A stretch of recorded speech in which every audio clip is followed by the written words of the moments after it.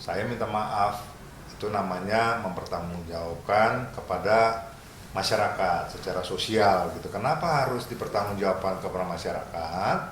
Karena ini sudah menjadi konsumsi daripada masyarakat, karena semua media sudah mengekspos, ya kan, pertama. Kemudian yang kedua, dia adalah public figure yang harusnya menjadi contoh, menjadi panutan, ya.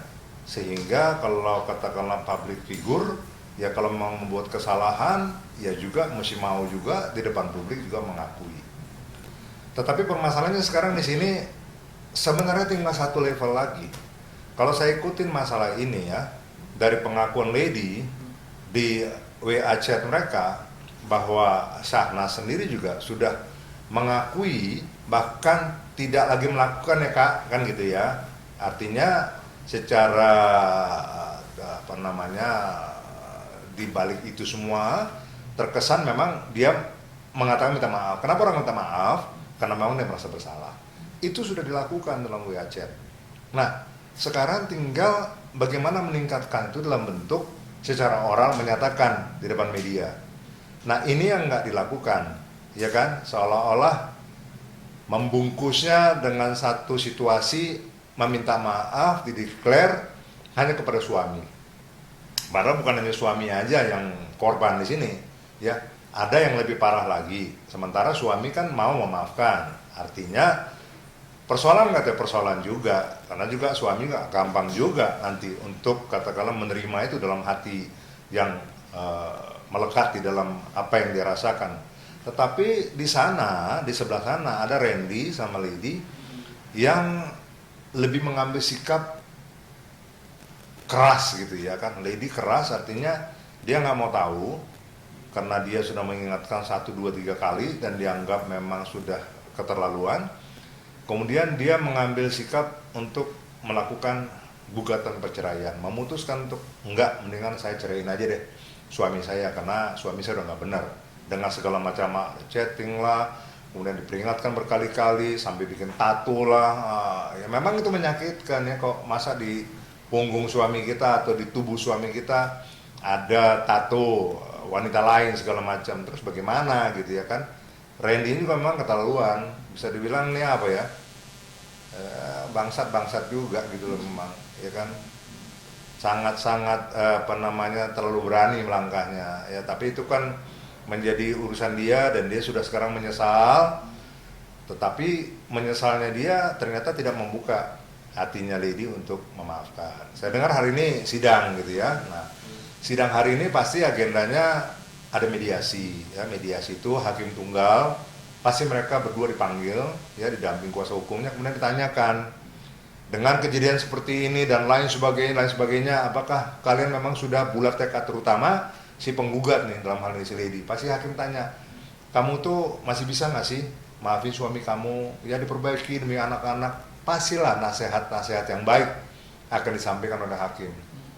Tapi kalau saya lihat dari niatnya Lady ya kan, kelihatannya serius gitu loh ya, mau menggugat untuk menceraikan, karena dia udah siap juga konsekuensi menjadi single parent. Kalau saya lihat dibicarakan di media bahwa dia siap mengasuh anak segala macam. Tetapi harapan saya itu ya secara pribadi, kebetulan saya juga orang Kristen ya kan, bahwa nggak ada yang lebih baik daripada mengampuni sebenarnya ya kan. Kalau masih bisa dimaafkan. Apalagi pihak seberang sana juga santai-santai aja. Jadi ngapain kita hancurkan rumah tangga kita sementara di sana masih berupaya untuk memperbaiki, walaupun nggak ada jaminan gitu ya. Makanya saya bilang, pada waktu kasus seperti ini yang sangat berat, satu, nggak bisa cuma ngampuni lewat mulut aja berdasarkan kekuatan kita. Ini benar-benar, katakanlah si JJ mau ngampuni sana, benar-benar harus betul-betul, yuk sembahyang dulu lu doa dulu lo, ya kan. Lady juga mau maafin si Reni, lu doa dulu benar-benar, karena kalau bukan kekuatan daripada Allah, kekuatan daripada Tuhan yang memimpin hati kita, ya iman kita gitu ya, untuk betul-betul mau mempercaya bahwa memang kita betul-betul mengampuni, pasti akan gagal. Kenapa? Ini kan suatu kejadian yang sangat mencela gitu ya kan, tercela, memalukan sekali, sehingga itu akan nempel gitu di hati, di pikiran dalam waktu berapa lama? Mungkin seumur hidup loh. Bayangin, kejadian ini akan membuat seseorang itu menderita seumur hidup. Karena cerita itu akan terus, apalagi zaman sekarang zamannya media. Track recordnya semua ada. Yang nanti anaknya besar, mulai tahu baca berita segala macam, dia tahu, oh bapak gua dulu, ibu gua pernah kejadian begini. Maka saya bilang ini sangat berat gitu ya. Tapi tentunya itu dari sisi pandangan yang positif ya kan. Kalau memang masih bisa, kenapa nggak diampunin aja? Dengan catatan tentunya, kalau menurut saya ini ya, secara psikologi ini pandangan saya, kalaulah si Syahnas mau menyampaikan permohonan maaf kepada Lady gitu ya kan, mungkin ya kan, Lady bisa mungkin akan lebih lunak gitu loh ya terhadap sikapnya, dia mengambil sikap kepada Randy ya kan. Tetapi pada waktu dia menunggu, karena dia juga kan gengsi nih, dia nggak mau bilang kamu minta maaf dong sama saya kan gitu kan, karena lo udah begini sama suami, karena mungkin dia sadar juga suaminya juga brengsek gitu ya kan. Artinya sama-sama juga, tetapi nggak salah kalau memang mau menyelesaikan permasalahan besar. Saya pikir saling memaafkan itu paling indah kalau memang mau memaafkan. Itu dari segi pertanggungjawaban moralnya gitu kan. Tetapi kalau memang sudah sampai kepada satu kesimpulan nggak mau, secara hukum ada langkah yang bisa diambil, yaitu pasal 284 KUHP ya, merujuk kepada KUHP yang baru, Undang-Undang Nomor 1 Tahun 2023 pasal 411 kalau nggak salah ya. Itu perselingkuhan perzinahan itu diancam hukuman 1 tahun penjara ya, dan denda 10 juta. Ya, dendanya sih nggak besar lah, kalau buat orang yang punya duit mari dibayar aja. Tetapi kalau itu sampai diputuskan oleh pengadilan, itu kan sangat-sangat memalukan. 1 tahun penjara, nggak usah 1 tahun, katakanlah jatuh 6 bulan penjara bagi orang yang melakukan perselingkuhan atau perzinahan. Itu saya pikir punishment yang cukup berat, karena itu akan betul-betul mempermalukan juga ya, karena hal-hal hanya untuk mencari kesenangan, tetapi konsekuensinya masuk bui gitu ya kan.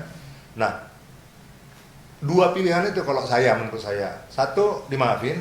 Kalau enggak, kalau memang mau membuat kasus ini menjadi satu contoh kepada masyarakat, udah salah satu pihak mesti berani mengajukan laporan polisi. Lady laporin aja Randy. Tetapi tentunya nggak bisa Randy aja, karena perselingkuhan atau perzinahan terjadi antara kedua belah pihak. Berarti kalau Randy dilaporkan, harus berikut juga Syahnas dilaporkan, ya kan? Nah konsekuensinya apa? Dua-duanya masuk penjara. Memang mesti dua-duanya masuk penjara kalau menurut saya, karena memang dua-dua kok pelakunya. Ini pelakunya kan bukan sendiri, ya kan? Ini kan kena mau sama mau, ya. Makanya terjadi hubungan ini. Kita nggak bisa bilang si ini lebih benar. Oh ini suaminya yang Randy yang ngudain si ini atau si ini, enggak lah, udahlah itu sama-sama lah, ya kan? Kalau Randy mau, Syahnasnya nggak mau, nggak kejadian juga. Syahnasnya mau, Randy-nya nggak mau, nggak kejadian juga. Ya ini siapa yang mulai kita nggak tahu, tapi artinya disambut. Kalau Randy yang mulai, Syahnas juga mau. Kalau Syahnas yang mulai, ya Randy juga mau. Terjadi seperti ini. Jadi laporan polisi itu menurut saya tidak satu pilihan yang baik mungkin, tetapi kalau memang mau ngasih pelajaran, ya kan, kita uji juga. Ini kan ada undang-undang barunya. Kita uji juga di pengadilan. Apakah seorang hakim mau menerapkan pasal 284 atau pasal 411 tadi dari Undang-Undang Nomor 1 Tahun 2003, sehingga memang ada punishment, ada kepastian hukum terhadap pelaku-pelaku perselingkuhan perzinahan. Konsekuensi hukumnya adalah masuk penjara. Ini kan karena gini, kenapa saya bilang seperti itu? Ini memang kita nggak bisa bilang juga bahwa ini bom ini meletus gara-gara ini aja. Memang ini meletusnya gara-gara Randy sama Syahnas. Tetapi kan kasus seperti ini sebenarnya di mana-mana terjadi, ya kan? Di mana-mana terjadi. Kasus perceraian itu di mana-mana terjadi. Satu hari bisa 500 sampai 1000 kasus perceraian per hari di Indonesia. Ya kemarin di Bojonegoro kalau nggak salah satu hari 1000 orang, ya ibu-ibu nih ngajukan perceraian ke pengadilan sama-sama. Bayangin ngerinya tuh. Itu banyak hal, ada KDRT, ada masalah ekonomi, ada juga masalah begini-beginian nih, perselingkuhan segala macam. Jadi artinya karena ini terjadi kepada seorang public figure sehingga ini meledak. Nah, maka saya bilang momentum ini dipergunakan supaya masyarakat pada umumnya yang banyak sekarang terjadi perceraian karena hal-hal seperti ini juga tahu gitu bahwa ini adalah satu hal yang keliru, salah, bahkan secara hukum ini bisa diproses dan bisa dijatuhi hukuman yang maksimum. Itu memberikan efek jerah ya, Pak? Ya loh, mesti dalam satu persoalan mesti ada dong, efek jerahnya itu harus ada. Kenapa? Kalau ini berlalu begitu aja, ya udah besok-besok juga orang kejadian begini diekspos segala macam, ya udah diurusin sendiri, rumah tangga urusan sendiri, kayak gini lagi, heboh. Untungnya apa? Ya, semua masyarakat nggak pernah puas. Masyarakat cuma bilang, oh kok nggak mau sih, ini sana dilindungi sama keluarganya, sama abangnya dan segala macam, ya kan? Yang ini juga orang bilang, ini juga Lady nanggung amat sih. Saya juga berpikir seperti itu, nanggung amat. Kalau mau ampuni sekalian. Kalau nggak mau, laporin. Kalau nggak, buat apa gitu? Ya, memang ini bapaknya anak-anaknya. Tetapi kan ini tinggal satu level lagi gitu, satu tahap lagi, ya biarin aja. Hukum sosial itu kadang-kadang lebih berat daripada kalau umpamanya gini ya, diam-diam ini, apa ceritanya, masuk penjara 3 bulan, tapi orang nggak tahu. Nggak ada yang tahu, nggak terlalu berat, saya bilang masuk 3 bulan. Tapi dengan sudah terekspos secara media, ya hukum sosialnya nggak berhenti. 5 tahun lagi masih ada, jejak recordnya masih ada, 10 tahun lagi masih ada. Nanti anak-anaknya nanti gede mulai sekolah segala macam, teman-temannya nanya, kenapa lo segala macam. Jadi ini memang sesuatu yang luar biasa kalau menurut saya. Kalau nggak luar biasa juga nggak gegap gempita seperti ini. Makanya harus ada titik optimumnya, di mana dia mesti berhenti, ya kan? Kalau mau berhenti sekalian di perdamaian, saling ampuni, gak usah ragu-ragu, sana minta maaf ke si Lady, ya kan? Randy minta maaf ke JJ, itu baru gentle namanya, berani berbuat, berani bertanggung jawab. Toh orang udah tahu juga, makanya saya bilang tinggal meningkatkan. Sudah minta maaf di WA chatting, tinggal minta maaf di depan media. Apa bedanya sih? Ya beda memang, tetapi artinya udah sama-sama juga. Toh orang udah tahu, jadi apa yang mesti malu? Ya udah sekalian malu lah, tapi selesai persoalannya. Daripada begini, malu tapi persoalan nggak selesai. Tiap hari jadi bulan-bulanan aja, besok jadi omongan orang terus kemana-mana.